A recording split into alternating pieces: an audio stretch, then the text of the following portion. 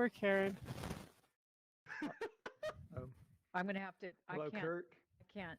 Oh, you put it on the hat because You may have to it go was to British, 2D right? like So- me, Karen.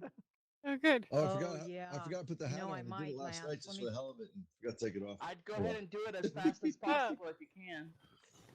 That's funny. It suits you. It was movie night, If so I you put it think on. you're gonna crash, Oh, okay.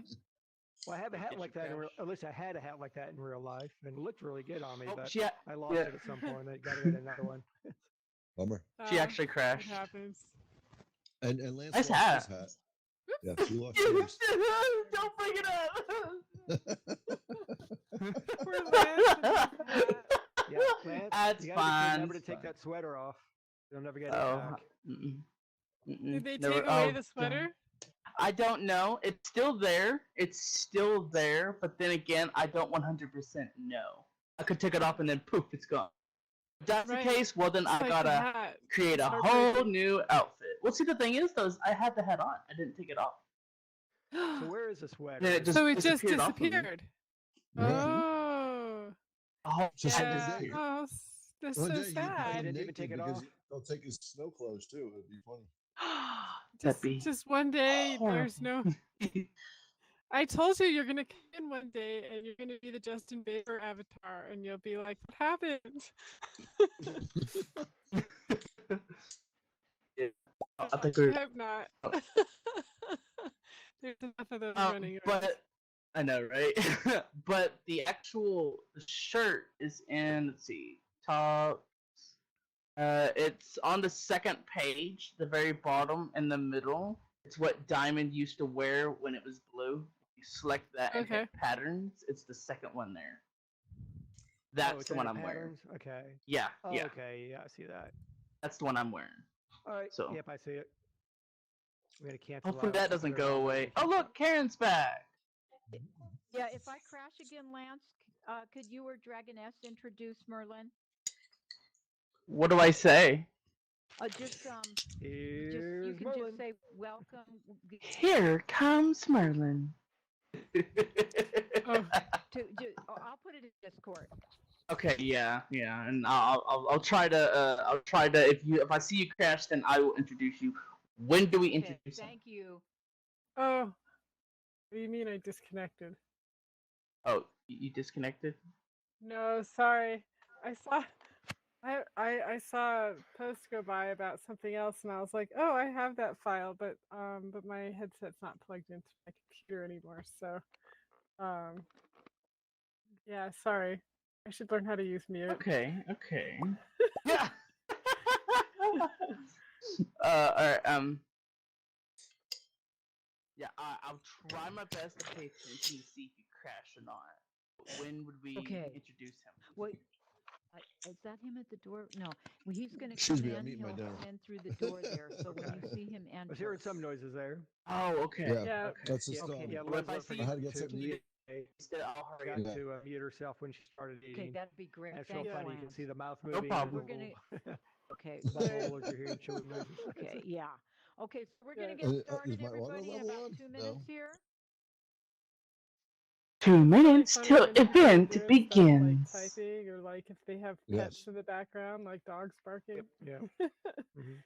For sure. But the auto level on the mic is really sensitive. Now you start hearing people breathing and stuff. And it's I quite know. Yeah, annoying. that auto level. Yeah, some can Yeah. be evil. people you're like, "Are you okay?" Mm, Yeah, it sounds like you're wheezing and you're just. I'm like, breathing do you have normally. COVID? What's going on? Right. Right, right. Yeah, just the mic is too close to their neck or something. Oh, man. An auto level is a good idea, but they still need a Mhm. little work on it. Yeah. Yeah, well, And it doesn't seem to stay off. Have you noticed that? When I turn it off, it turns itself back on next time I come in. You're breaking up for me. Is he breaking up? Am I breaking up? Yeah, you're breaking up. Hold it. Dragoness, do you hear me? Testing. Did she? I'm not sorry, hearing I Dragoness at muted all. myself. I and can then my hear y'all hand all was just fine. elsewhere. Actually, let me. Oh, okay. I'm muting and No, unmuting. it was Did just that help? just a temporary glitch. Yeah, I hear it you came fine. back.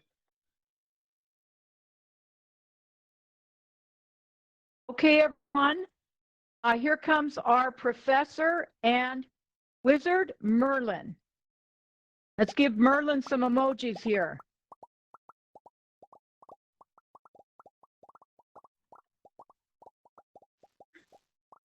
Hello, hello. I hope you're all well.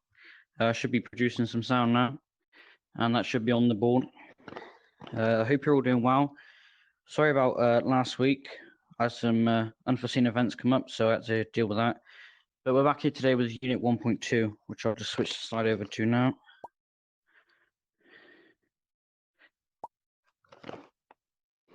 Looks like it's not playing game. Here we go. Everyone see Unit 1.2? Just want to double check that's working.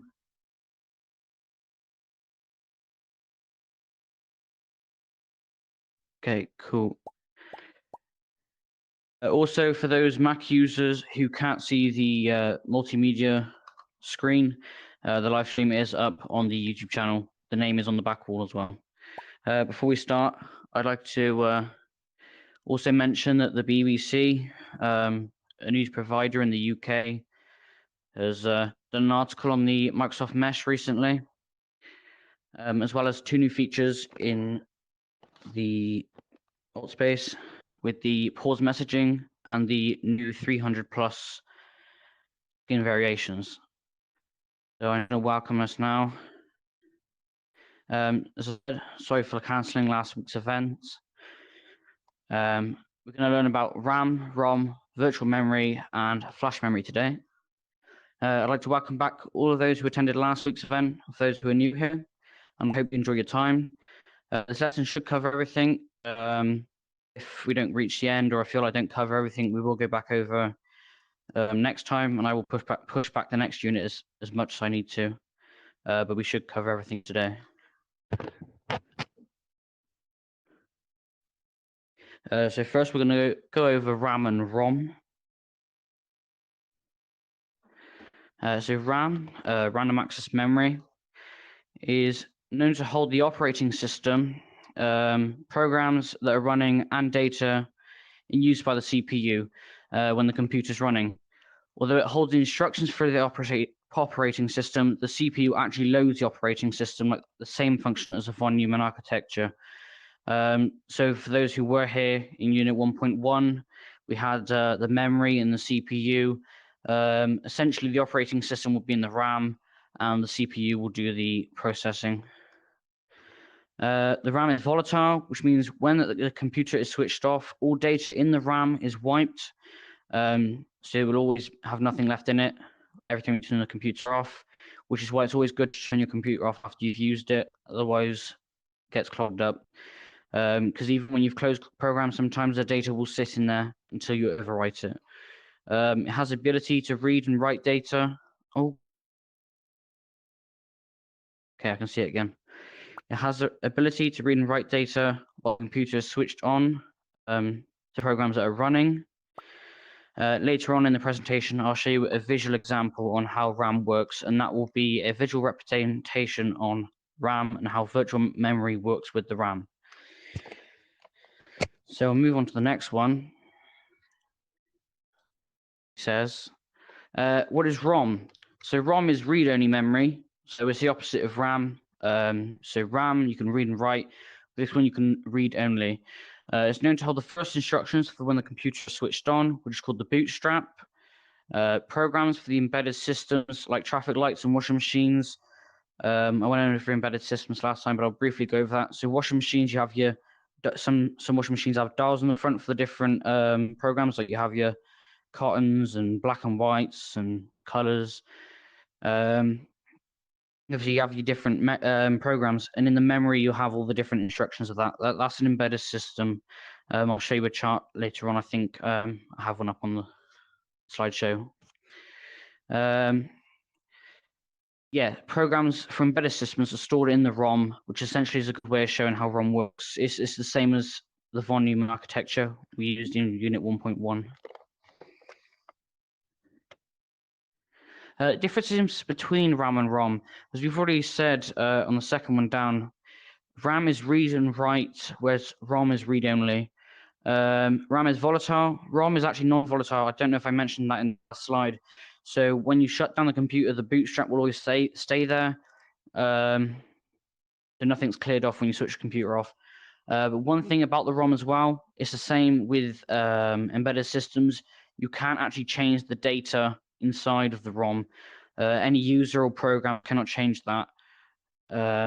So yeah, you can't actually change the ROM as soon as you've got the motherboard. So whatever bootstraps on it, you have. RAM is actually larger in comparison to ROM in the size of data capacity. So for example, you have 8 gigabytes of RAM, or 4 gigabytes is now the smallest RAM you tend to have these days, and that would be a lot larger in comparison to the ROM. As I've said, RAM is wiped when switched off, whereas ROM isn't. It's just like an embedded system wouldn't be wiped when switched off.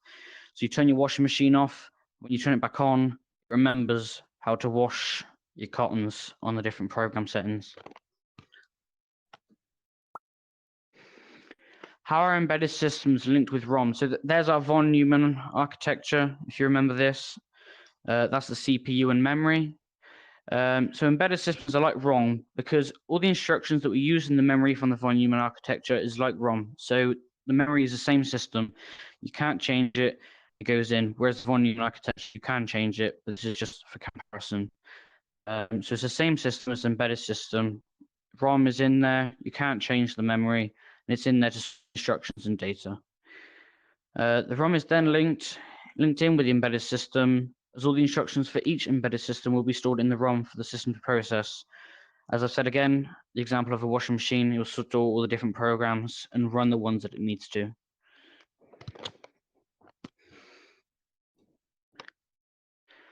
So that's that one. I will take questions. I was supposed to put a question slide there before we went into virtual memory. But I thought, as I said to myself earlier, I thought it would be quite quick. But I will take questions if anyone has any. So we'll go to participation, allow hand raises. If anyone has any questions about anything about this, the Ram and Rom, I'll answer those. Okay, we have one in room 1. Trackstar, you should be on air with megaphone.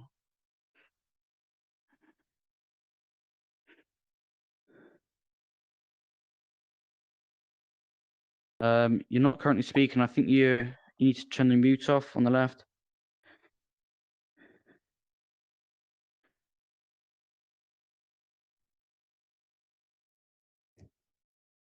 Let's try that again. Waiting consent. You should be on air if you've accepted that.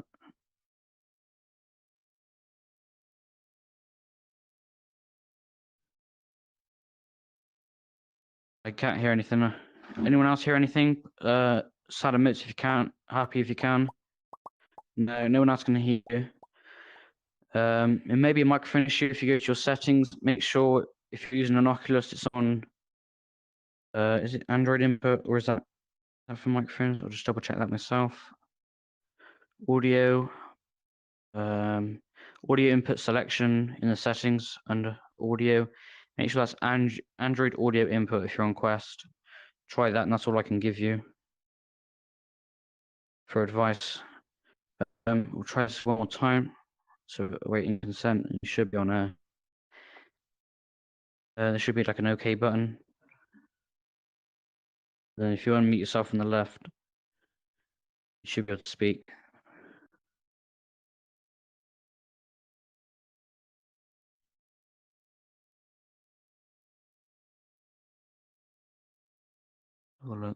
It says you're unmuted. I think it's your microphone. Make sure you're not muted in your Oculus settings either. It does say you're unmuted in here. Or if you're on PC, make sure your microphone's working. Hold up, can you now hear me? Yep, I can hear you now. Okay. So I have a question. If I were building a computer, do I need both RAM and ROM, or do I just need one? Like, I was building a computer, what would you recommend? Okay, so when you're building a computer, you buy the motherboard, which will have the ROM installed onto it already. The only thing you need to buy separate to the motherboard is the RAM. I'll show you later when we have a diagram where the memory sticks go.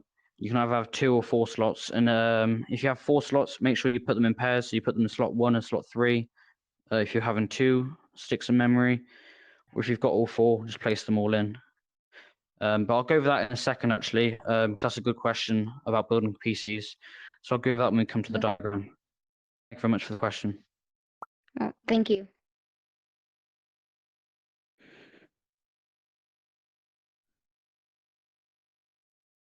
Right, there we go.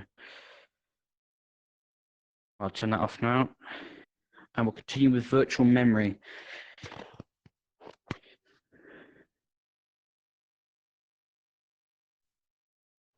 Okay, what is virtual memory? I know not a lot of people cover this actually, classes.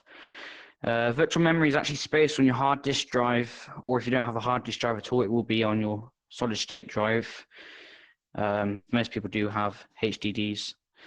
It will hold the data of your programs when they're not being used and are open in the background. So anything you have open that's not being executed, or no programs, instructions, data is being processed by the CPU, will be put into the virtual memory when the RAM is at its capacity. So you have 4 gigabytes of RAM. This is the visual diagram I'll show you in a bit. You had your, I don't know, presentation software open, your operating system's running, but you've got Chrome open in the background, which is beta for RAM. If you have it open in the background, it'll go into the virtual memory when it's not processing things.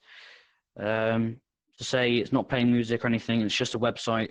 That'll go into the virtual memory until you reopen the page, or program, I should call it.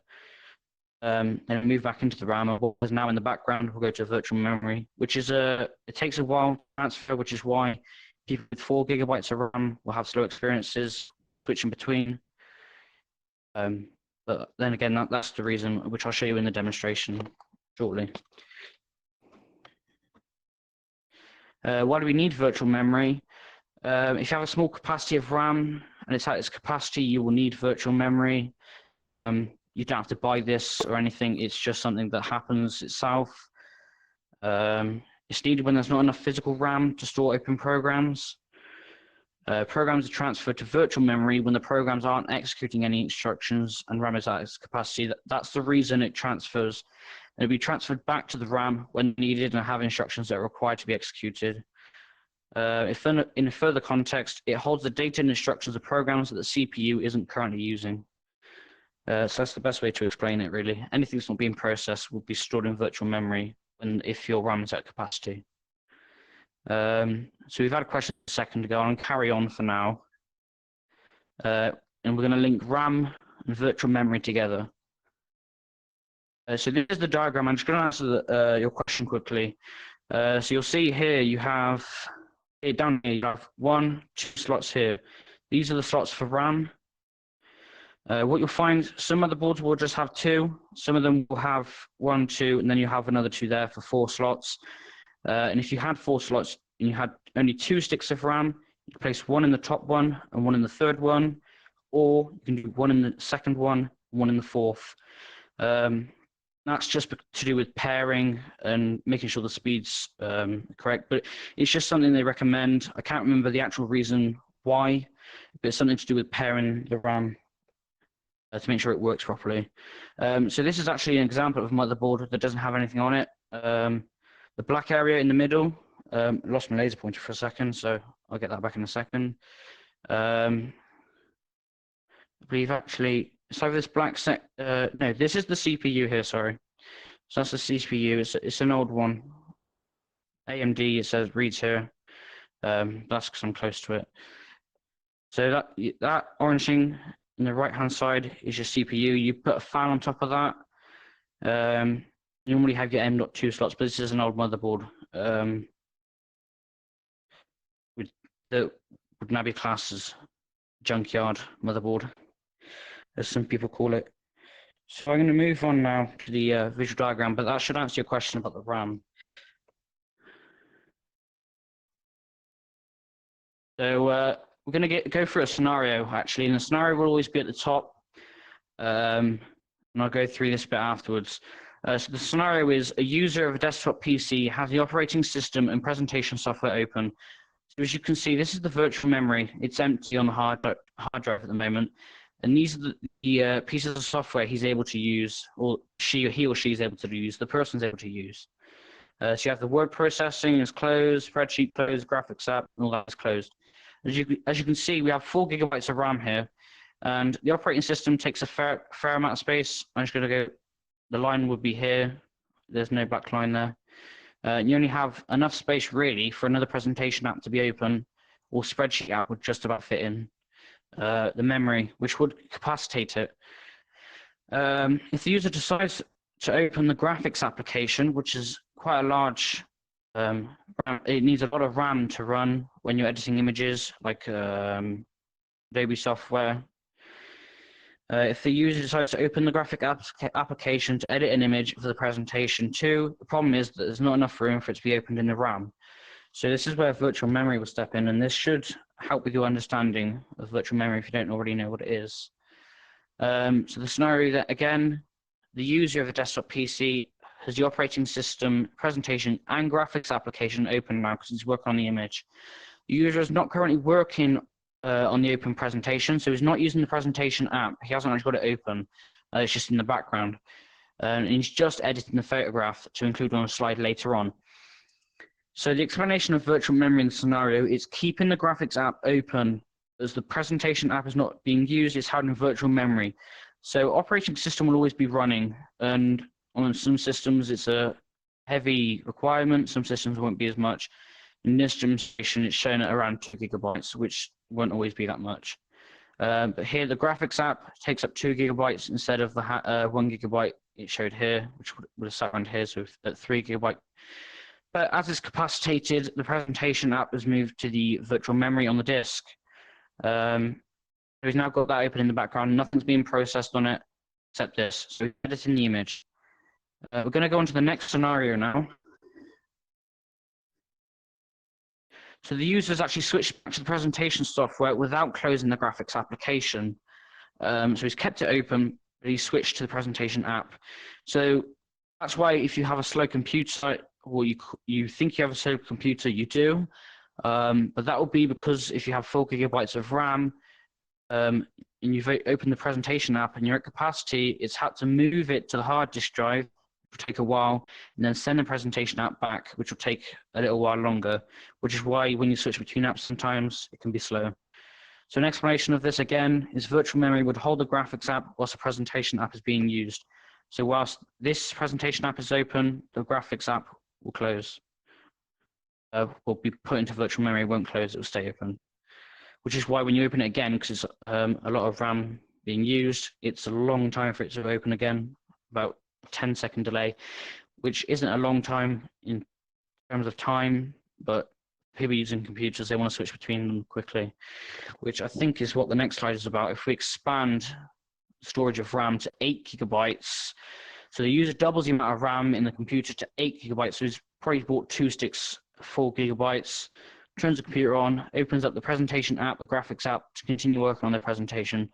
So now he can have the presentation app, operating system, and graphics app all being processed at the same time, which means there's no slow process between switching between RAM and virtual memory, which means it's faster between switching apps because they're always going to be running. So this graphics app will always be processing or always be ready to run. So as soon as you click that app, click it, load up straight away, you'll have no issues, no slow time putting it back up on screen. Doubling the size of the RAM makes the computer faster because then the virtual memory won't have to swap applications around when they're not being used. So it'll always be inside the RAM because it is a long, well, you say long process, as I said, it's a long process for us when we're trying to do things as quick as we can with modern technology. So I hope that visualization gave you a bit more into the depth of how virtual memory works. I'm going to open up for questions again, actually. Just going to put this down here. I'm going to open up for questions because I know that was a lot to take in. So I'll just open up the host panel. So I will take questions now. And I know for myself, when I first had to do that in the education back in school 2 years ago, that was one of the first things that we did. I'm from the start of my course, and we actually had to fill that in and explain how it worked, which took a while.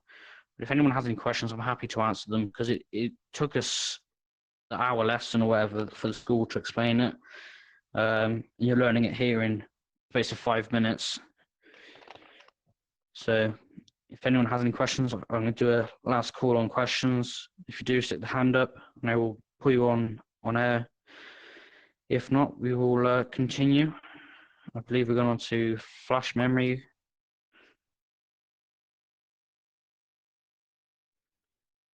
Okay, if I see some happy faces, we'll move on and on to the next section. Oh, I believe we're happy, so I'll take the hands down. And we'll move on now. So, I've passed. Right, this is the flash memory section. I've done a bit on flash memory, then after flash memory, I've done some different questions that may have come up, not necessarily from this class, demonstration questions for exams, exam questions that might come up. I'm not asking you to do any work. This is just an example of different things afterwards. You'll see what I mean. So, why do we need flash memory? Flash memory is known to be SSD, solid state drive. We use integrated circuit technology, meaning it has no moving parts. So your hard disk drive, I've got a diagram of it on here. It's like a disk with a needle on it. And that's why you don't have hard disk drives in laptops, because it's something you carry around a lot and you're moving it. If the needle jumps onto the disk and it scratches it, that's it, your disk is knackered. So SSD is good for moving objects. Unit 1.3, which is what we're going to go through in the next lesson. But SSDs, basically, you use them in these things down here, the SD cards and stuff, in cameras, because cameras are thrown about with GoPros and stuff. So that's why they're a good source for holding data. Flash memory stores the BIOS, basic input-output system, which must be read and write in order to store settings that will be used when the computer is turned on. Sorry, when it's turned off, it will save the data. When it's turned on, it would use that data needed. I don't think I need that pen because we don't know visualizations coming up next. Okay, so we've got a blast from the past here. Through lockdown in the UK, I decided to buy an Atari 2600. Some of you might remember these, some of you might not. I think that's Pac-Man and Space Invaders, I think, over there. I can't quite see because of the quality of the image. But why a cartridge for a portable entertainment game system could use ROM? So why could it use ROM? This could happen when you write up the instructions for the game. You don't want to have to change them. Won't be changing them. Doing that protects the source code, as no computer or user can overwrite the instructions in a ROM because it's read-only. So you can't actually write over it, which is a way to prevent copyright, which is a way, if they did use ROM, I'm not sure if they did or not, it's a way of protecting the source code. And as well as that, nothing can be changed and you'll have no issues with the game. So you wouldn't be able to complain about it not working, because it would always be the same. So we'll move on to the next question we have here. We're going to move on to why a cartridge. Why a cartridge for a portable entertainment games system needs some form of RAM. I remember Super Mario World on the SNES, Super Nintendo Entertainment System. I wasn't born around that time, but it's something I used at a young age. And the Wii, Super Mario Bros. You need RAM in order to store progress data that you may have made during your game. So Atari's on Pac-Man used to make a high score of 600 or thousands, you know, but the Atari never saved the high score because it never had anything to store the progress you made in RAM. So the RAM will store the progress data. For example, as I said, Atari games didn't save high scores. They had no storage of RAM, but SNES cartridges and Wii discs, games like Super Mario Bros. Would have RAM. Well, you'd have RAM inside the system. So you have to store the progress data, which will then be saved the flash memory or storage that you have on the system. So Super Mario World and Mario Bros is a good example because you had levels, you'd save your progress as you go along. So I'll just move on to the next slide now. And this is why you need flash memory or some sort of secondary memory, which you will come across the term secondary memory in 1.3.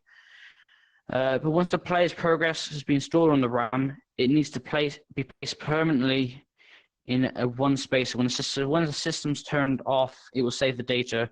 So you'll save it to your hard disk drive if you're on a PC or your solid state drive. But you want to save it because the RAM is volatile. So as soon as you turn your Wii off, I've done it before. Most of us, if we've owned a Wii, would have done it. You would have completed 10 levels or whatever. And I know someone in here would have done it before. You turn it off without saving, and that's your 10 levels gone. So this is a good example, really. RAM will store the progress data, but it won't actually save the game. You need to save it onto your hard drive, flash memory, or solid state drive in order for you to then continue with World 9. I got there eventually. We won't talk about how many lives we lost on that one, though. Player's progress has been stored on the RAM. It needs to be placed, as I said there.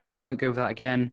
So the progress data stored by the RAM will be saved onto flash memory in order to save level progressions, high scores, etc. So that would have been one good thing for Atari to do, they didn't have the technology at the time to be able to save high scores on your home system. Like parents, when they tried it out after I bought it, that I was getting some good points, but they were better because they had the memories of playing it from beforehand.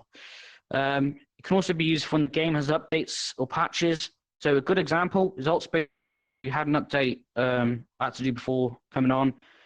Bit of a panic, but I did it 2 hours before, so it's fine. But when the game has updates or patches for the new software updates, it can be saved to the cartridge, disk, console, PC. It'll always be saved in the storage system. So the storage system's in the headset for me, my Quest. Your updates will be saved onto that. So you always need some sort of memory storage to be able to save updates and progress and stuff like that. So we'll come to the end of that question. I think this is almost the end in half an hour, but as I do, I always go back over the presentations. We'll see if the mouse wakes up. Yep, so we're going to go back to the start. I'm going to ask any questions to see if anyone wants to go back over anything. We're also going to ask questions about that last section as well. And if anyone wants me to go over the von Neumann architecture, because they're not sure about embedded systems and stuff like that, I will go over it. So we'll just check the pen away. And I will open up hand raises. But as I said, I'm happy to open the other presentation from Unit 1.1. I want to learn about the von Neumann architecture, if you weren't here last time, to have a more complex understanding of how the memory works there, which it does link into Ram and Rom and how that works. I'm trying to think what else we did last week. We did von Neumann architecture. I'll have it up somewhere. Be in the history of events. But if anyone has any questions or queries, you can raise your hand now. Or even if someone wants to go back over something, drop me a message. I can read it if you don't want to talk. If there was a section I went over too quickly, or you want me to develop on how I've gone over something, send me a message. I'll see if anyone's typing. I think anyone's typing. If you have any questions, raise your hand. I'm happy to go through.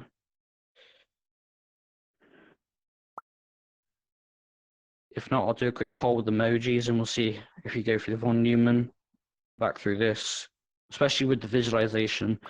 I know a lot of people struggle with that with the speed I go through, especially myself. The first time I had to go through that through 3 or 4 times to understand it, and I've gone through it quickly, especially the visualization, as I said. It takes some to understand.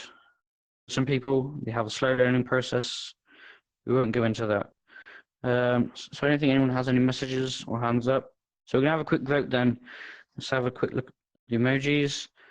We have hearts for going back through this. The clapping in the top left of the wheel for von Neumann architecture. and I'll take a rough vote. Oh, we have Dragon S. If that's the question, I will take that now. Should be on air. Okay, hi. You were talking about the difference between the hard disk drive and the solid state drive.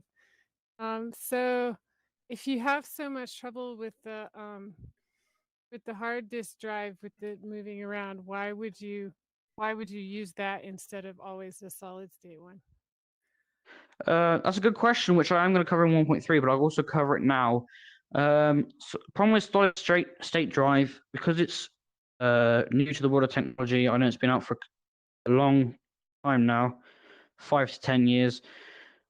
The price of hard disk drive, so say you wanted to buy 2 terabytes of hard disk compared to 500 gigabytes of solid state, it'd be around the same price because solid state is a higher amount in price for what it is at the moment, and obviously costs will come down over time, but the price difference is massive. I think that doesn't even exaggerate it. But as well as that, there are positives to the hard disk. I mean, if you've just got a tower that's going to sit there all day, there's no point in wasting money on solid state. But I know if you're building a PC, and obviously it's just a tower, you go for hard disk, it's cheaper, you got more storage. You do start to detect issues, or you will get warnings with hard disk drives as well when the data is starting to corrupt. So I know with hard disk drives, I had on our PC struggling. I was having issues saying, your system's failing, stuff like that. I won't go too technical into that. So it's asked me to make recovery disks and backing up my data. So you will notice also when the hard disk's slowing down when loading up things. So it does give detectable. It's detectable you're having issues. Whereas solid state, you don't get as detectable issues. I know it does something stupid like 300 million or 300 billion, etc. Read and write cycle. So to read and write that many times roughly over time. But you can never tell really when it's gonna corrupt, which I suppose is the same with USBs. You'll get the reports on Windows when you plug it in, or you've got an error. I had that today. That's because I didn't safely remove it properly. But you have that sometimes with SSDs, but you don't tend to notice when USBs are going out, and that's a form of solid state drive because it uses the circuits inside instead of moving parts, which again is where it's suitable for like drones, GoPros. So you got to weigh up the cons and pros, which I could quickly write up now, but I haven't got that slide ready yet. But as I said, we'll go over that next week, and I will write up cons and pros just to give it a better analyzation and more detail about it. But yeah, solid state and hard disk, it depends what you're building, what you're using it for, how much you want to spend. It's up to the person what they want. I know if I was buying a laptop, buy solid state because I've been moving around, but if I was having a tower, I'd use hard disk for the more storage. So it really depends what you want. And I hope that's answered your question, but we will go over more stuff next week. If you have anything else to say, I do believe you're still on air. I'm happy to take that. Okay, I think that was a shake of the head, so I'll take that off. And that should dismiss.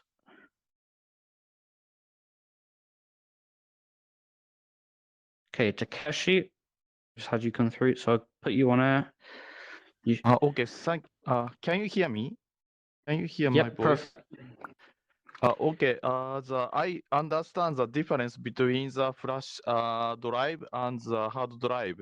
But my understanding is most of the recent or latest PC use the flash drive as a hard drive.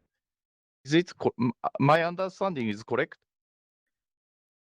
Yeah, you'll find pre-built PCs will have one hard disk drive, which will typically be your D drive. When you look at your folders, you have your C drive, D drive, and how many you have. The flash drive will always be your C drive, which is a form of M.2, which is actually placed into the motherboard. As I said, it doesn't have an example on that one. The M.2, it will store your Windows programs or whatever operating system you're using. So it'll store that in there. and anything that needs to be loaded quickly, because that's another thing I forgot to mention about the difference between solid state and hard disk, is solid state loads things quicker because it doesn't have to find anything on disk because it's just circuits. So that's why they put the Windows operating system on there, because it just loads it quicker. So it just boots everything up quicker. So weighing up the pros and cons, really, if you buy a pre-built one from the UK, be Curry's. I don't know if you can buy one from Target in America. I'm not too sure. If you have a general appliance store, but I know if you buy a pre-built one, you tend to get an SSD and a HDD in a PC, one for the main starting up programs, and one to store your games on the hard disk, and any other data you have, like Word documents and stuff. And I hope that answers your question. If you have anything else, I'm happy to answer. No, I understand. Thank you very much. Problem. We should cover more on that, as I said, next lesson. Kurt, I see you come up, so I'll you're on megaphone now. I should find where you are in the room. Can you hear me? Yep, I can hear you perfectly. Okay, great. Just curious. So in the next lesson, are you going to cover like the protocols like SATA and IDE technologies and stuff like that? So next lesson, I won't go too much into that. I think if I just go to my events now, okay, it's not showing information yet. Hold on. So next lesson will be about the different types of secondary storage and data capacity calculation on how you calculate the data capacity. And there is 2 more folders I'm adding to that as there's more time to cover. Okay. Because you got just to let you know for future reference, you got IDE for hard drive technology, you had SATA, and now you have the NVMe technology, which is just on a chip. Yeah. It's on a card now. So just to let you know. So. Yeah, because that's one thing I was looking at the other day. Actually, I will bring it up at one point. I'm just going to switch you off here. That's one thing. I was looking at buying a Microsoft Surface Go. I've decided not to buy it just because of the cost and stuff like that. And I already have a computer for running the presentation and stuff like that. But I was just considering it for college and university in the future in the UK. It's supposed to be useful with the pen and stuff. Problem is, you buy the system, then the pen costs an extra 100, then you got to buy a keyboard for it for an extra 100 because it's classed as a tablet. So the price all adds up. So I didn't end up buying it. You had the different storage choices. As Kurt said, there was different styles of storage. With that, some are slower, some are faster. So I was looking at the fastest one and the one with the best CPU at the time. And Microsoft have made the mistake of putting old CPUs in, like the Intel Pentium and the Intel, I think it was a Gold, and then they had an M3 in there as well, if for those who know about their CPUs, and they're quite old, actually. And I know some of them were brought out only a couple of years ago, but they're a lot slower than your Intel i3s, i5s that people have today. Even i7s, we're progressing. We're progressing in the world. So if anyone has any questions, I'll keep the panel open for now. I'm going to get these emojis back up again. If you want to go for the von Neumann architecture visual example, put the hearts, especially for those who haven't seen it before. And if you want to go back through the slide, I'll go through the slide, but mainly to go back over the visual demonstration between virtual memory and RAM. So we'll have a vote on that, and I'll try and see what gets the most. So it's a heart for von Neumann and a clapping for this one. And we'll go quickly back over the visual. I see we've got 15 minutes left, and we'll have a conversation at the end if anyone has any more questions.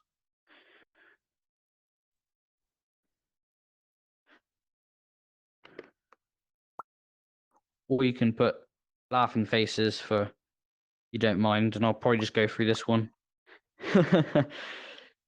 We have 1 laughing face in the room. Turn into an auction here. We've got 2 laughing faces in the room, 3 laughing faces in the room. I'm going to go through this then, and then we'll obviously reach the end again. So find the mouse, God, you always lose space where you lose track of where you are in virtual reality, especially when you're wearing a headset. Right, back to the desk now. So we'll quickly whiz through back to the visual area, visual diagram. Sorry.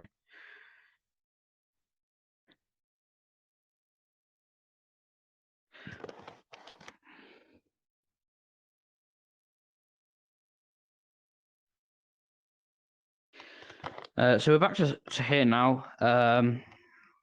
You can't see where the M.2 would go, but I'll give an example. So you'd normally, in fact, is there one there? No, I don't think there is, but you'd have space on the motherboard, which would be about that sort of size. I'll stand out the way a bit for those over there. Be that sort of size, and that would be your SSD that you put in for running the operating system, storing all the Windows stuff in there. As I said, the RAM does hold the actual operating system, whereas Windows would be stored in the M.2. That's not where it's positioned on here. I don't think that's actually a slot, and I don't think there is one on here. Actually, I'll put a note down for next week, as it was a question about SSD and RAM. I'll demonstrate a 4-slot RAM as well as the M.2 slot. So we'll go over that next week. But we'll go back to the visualization diagram.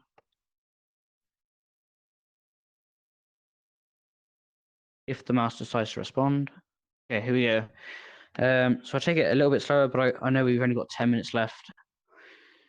So a user of a desktop PC has the operating system and presentation software open. So you've got 2 applications open here, and you did see it move over here, and you know the kind of size of what it is now.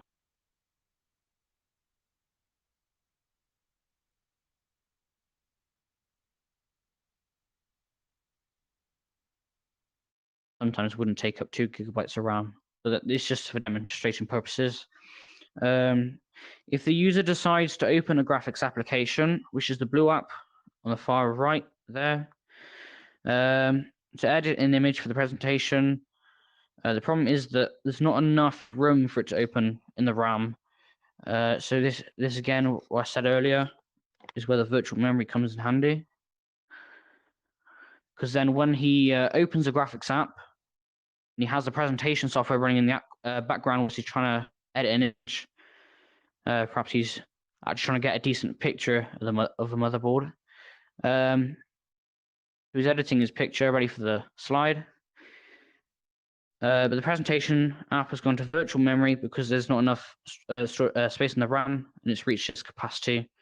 So now it's actually completely full. So if he was to open anything else, that would filter back into there. Word processor app would come over here, vice versa. So you could have word processor app and spreadsheet both running in the RAM. Graphics app would be in here. Presentation app would be in here. And anything that would take up more space, like the graphics app, would kick both those apps back into virtual memory if it can. If not, that's where you get your slow crashing time, because it was trying to move it to virtual memory when you've got it open on screen next to you, which is the same with an issue with my friend. Did you have a question there, Agnes?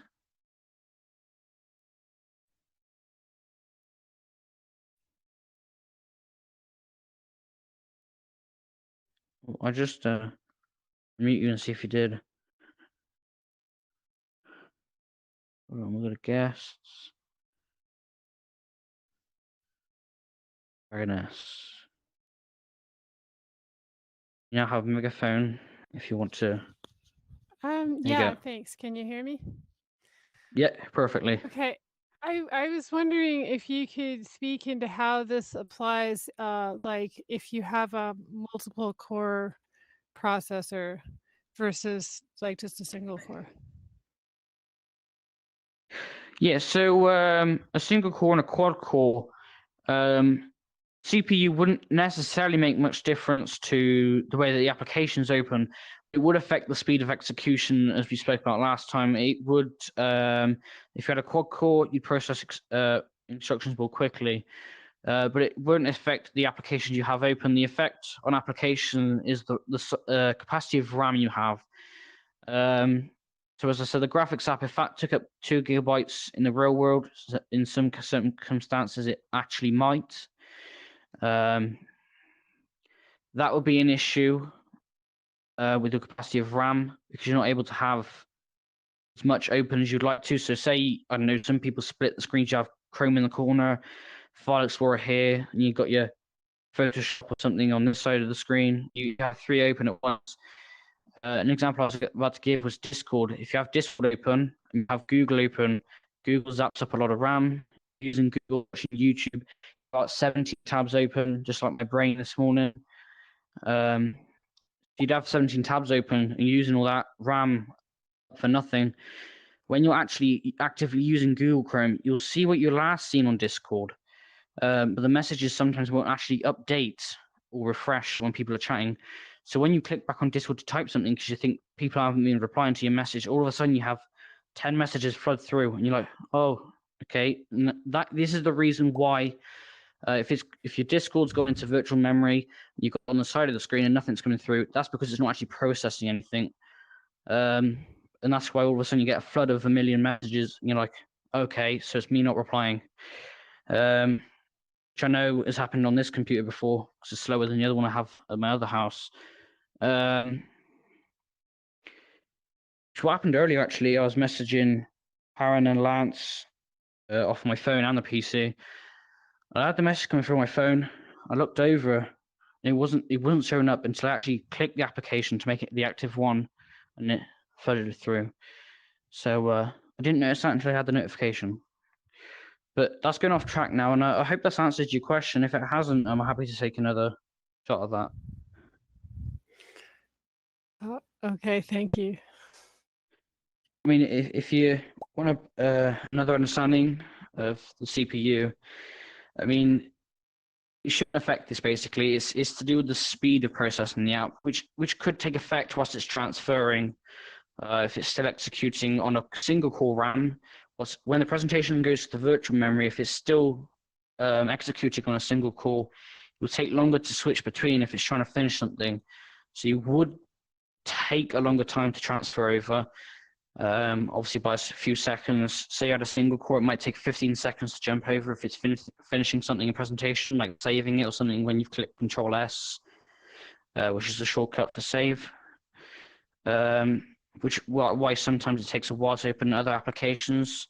Or you could have a quad core where in the background it'll quickly finish execution while it starts to load up graphics app, but it will always need that transfer if you've got a small capacity of RAM. And I hope that does answer your question. If it doesn't, say now, and I'll try and write something up for next time when we start.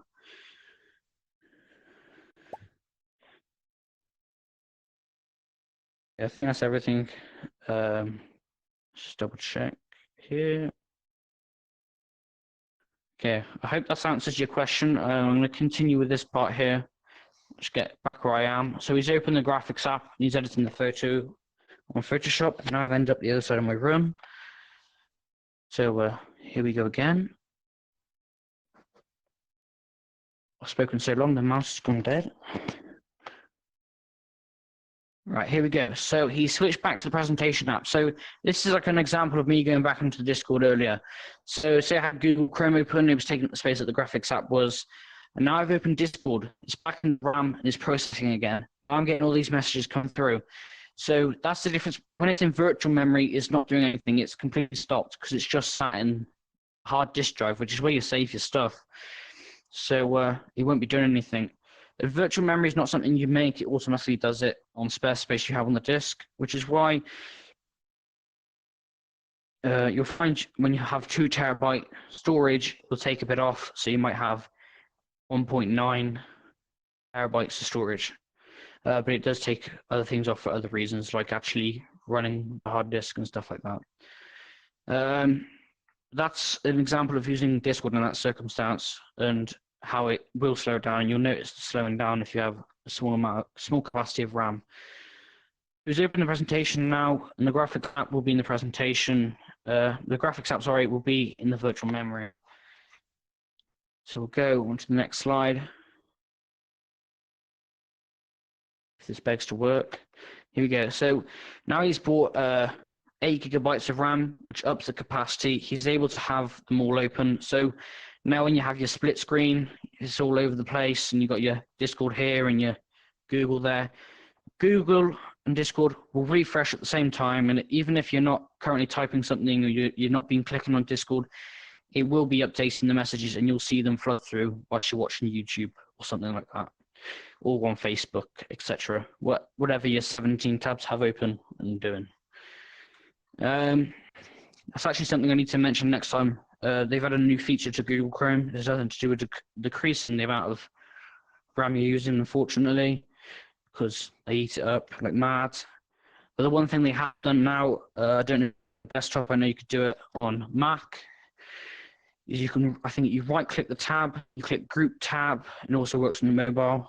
If you click the 3 dots, you can group tabs now into separate groups.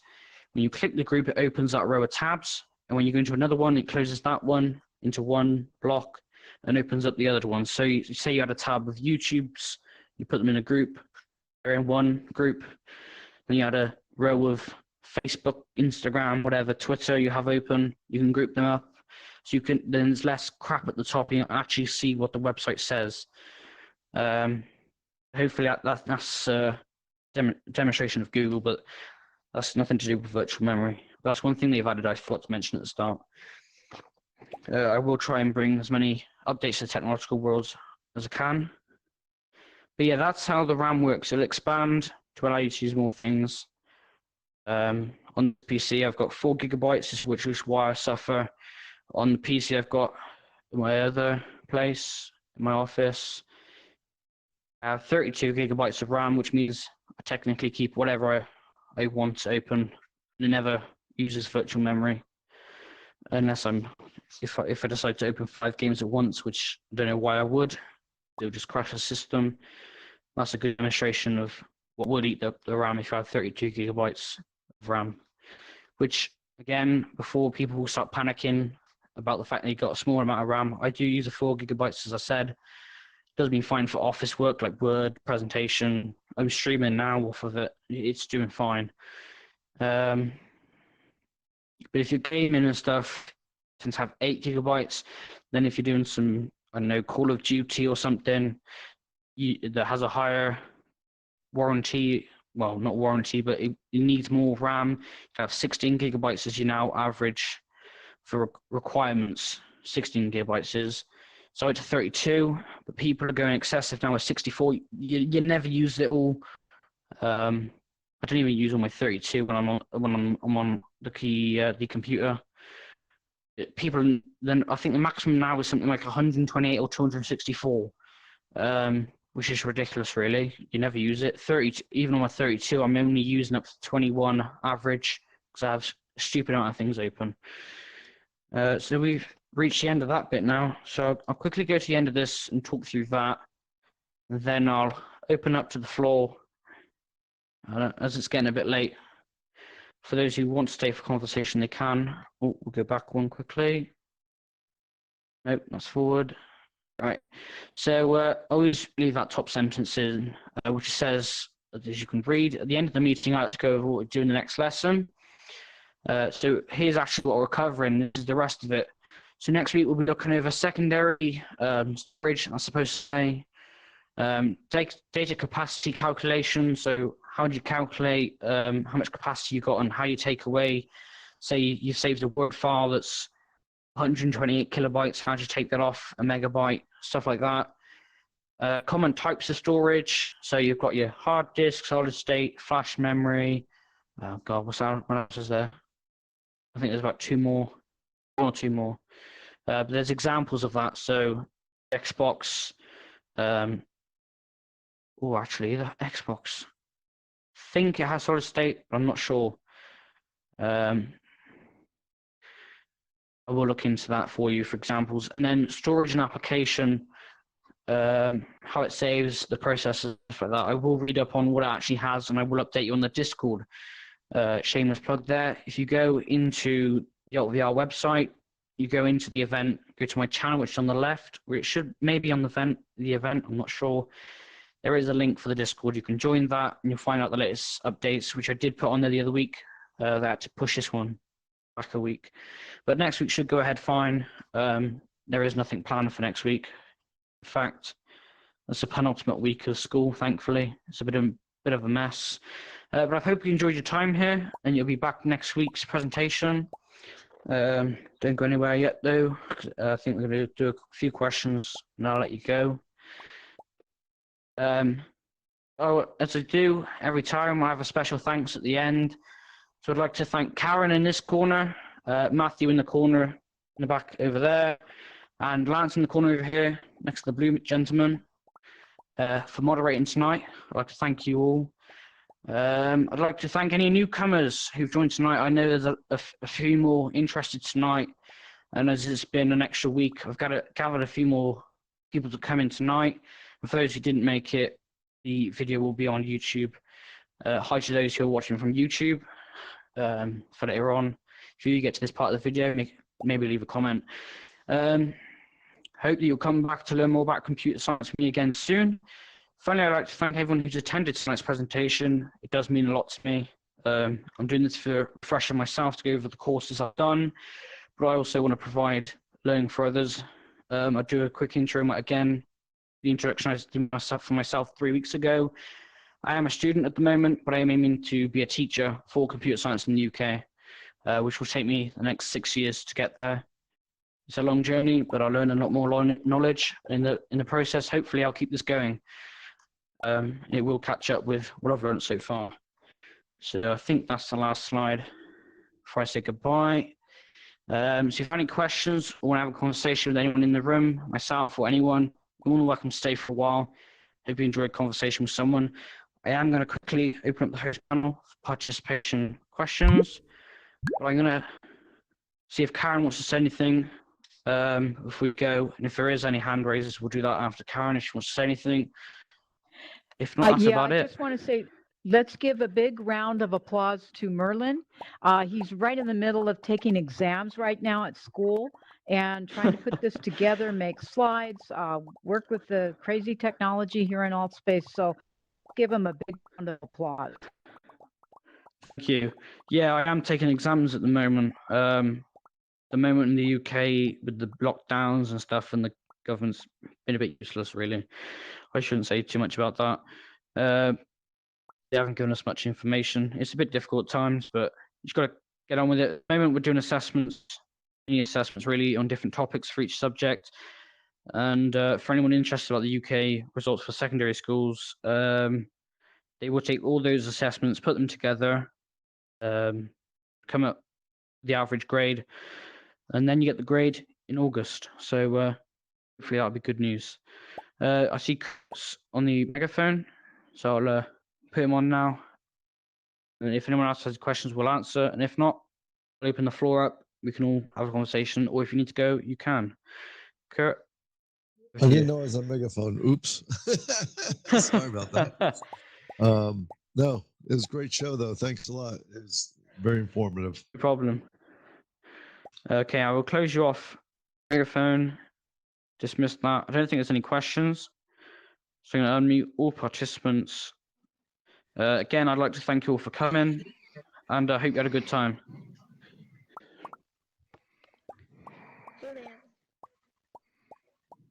Also, just a reminder, anyone who needs to see the video again, it will be on the YouTube channel at the back. That's the name, and it should be uploaded on there within the next 5 minutes after ending the schedule. Thank you again. Thank you, Merlin. Thank you. Back up. Go.